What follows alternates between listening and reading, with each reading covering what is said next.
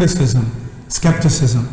And so the first exposure, one of the first serious exposures I had to the Quran was actually criticism. And the first criticism was the Quran is unorganized. The surahs are in this random order and the subject keeps going from one to the other, and even they call them chapters of the Quran. Did you see? Did you see what he's talking about? Guys, listen carefully what he's saying. This is very important. Remember, the topic is Muhammad was a crazy man or not. A person who is mentally ill, he suffers from flight of thoughts. I will give you an example. I'm Muhammad now, and I will make Quran for you. Look at the tree. She is big and beautiful. I need to make coffee. My cow is hungry. My grandmother is sick. I need to look for the screwdriver. I don't know what to pick because Allah is Akbar. I fried the fish yesterday, and tomorrow the fish is alive. I mean, what is this? This guy is saying to you with the clear words that the topics of the Quran, they have nothing to do with each other. And yet the funny, he used the word organized. Listen carefully. They begin, like they study any literature, they start with criticism. We start, when we study the book of Allah, we begin with hamd, we begin with praise. We begin with iman that this is the best, وَالرَّاسِخُونَ فِي الْعِلْمِ يَقُولُونَ آمَنَّا بِهِ كُلُّ مِنْ عِنْدِ رَبِّنَا. Okay, this is what we say. That's not what they say. They begin with criticism, skepticism. And so the first exposure, one of the first serious exposures I had to the Quran was actually criticism. And the first criticism was the Quran is unorganized. The surahs are in this random order and the subject keeps going from one to the other, and even they call them chapters of the Quran, right? That's what they call it. But they don't call it surah, they call it a chapter. Even though a chapter and a surah are not the same thing at all. They're not the same.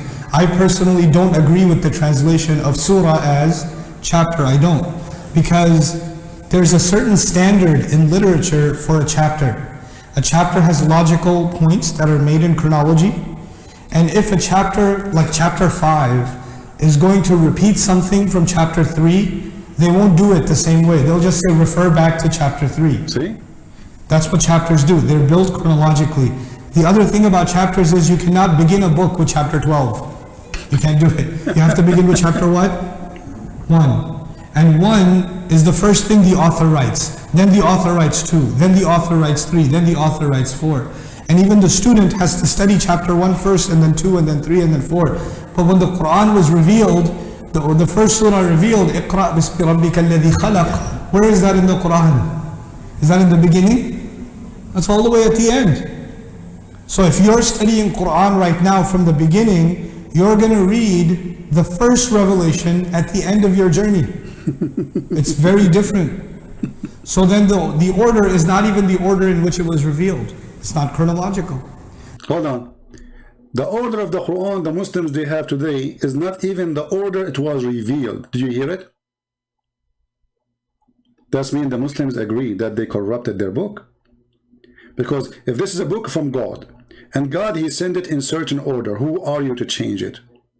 Was Allah making a mistake? Are you fixing the wrong order of Allah? Isn't it the Quran says that those who they change the location of the words of Allah from its places, they are corrupting the book?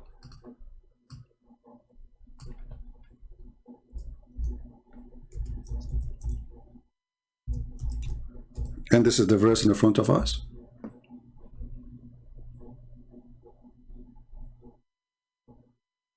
Chapter 4, verse number 46. Chapter 5, verse number 13.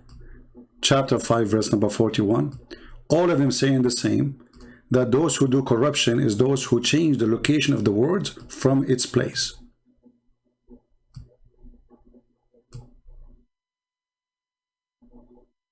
And we just heard him saying that the Quran today is not according to revelation. So according to who? Al-Bukhari? Uthman? Maybe according to Muhammad? Can Muhammad change the words of Allah? Can he change the location? Do he have a permission? And the Quran say clearly, those who change, and accusing the Jews, by the way. And if you go and see the story behind this, you will see a Jew, he put his finger over the word. He did not even change the words. Go read the story behind this verse. The story according to Muslims, not according to me. He put his hand over it. He did not even move it from the place. The Muslims, they moved the whole book from its place. And yet they say, our book is not corrupted.